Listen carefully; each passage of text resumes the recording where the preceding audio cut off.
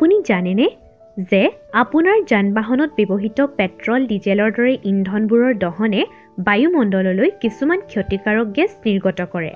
এই গেছবোৰ হৈছে বায়ু প্ৰদূষণৰ এক অন্যতম কাৰক।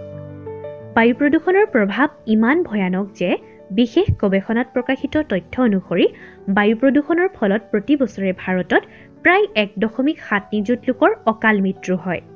কাৰ্বন মনক্সাইড, নাইট্ৰজেন অক্সাইড আৰু বায়ুত মিহলি হৈ থকা কিছুমান সৰু কণিকাৰ দৰে ক্ষতিকাৰক প্ৰদূষক আমাৰ শৰীৰত প্ৰৱেশ কৰিলে আমাৰ শ্বাস-প্ৰশ্বাসৰ বিভিন্ন ৰোগ, হৃদযন্ত্ৰৰ সমস্যাৰ লগতে কৰ্কট ৰোগ পৰ্যন্ত হ'ব পাৰে।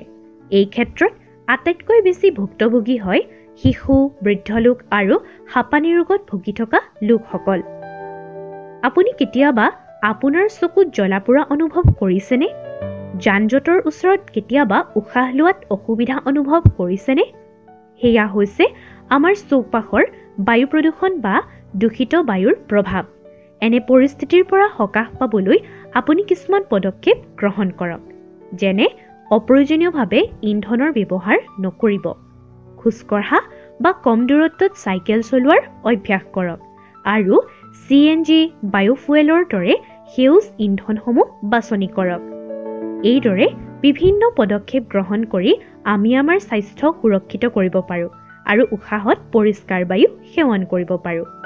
মনত ৰাখিব, ইন্ধন সঞ্চয় কৰাটো কেৱল অৰ্থনীতিৰ বাবে প্ৰয়োজনীয় নহয়, ই আমাৰ কল্যাণৰ বাবেও প্ৰয়োজনীয়।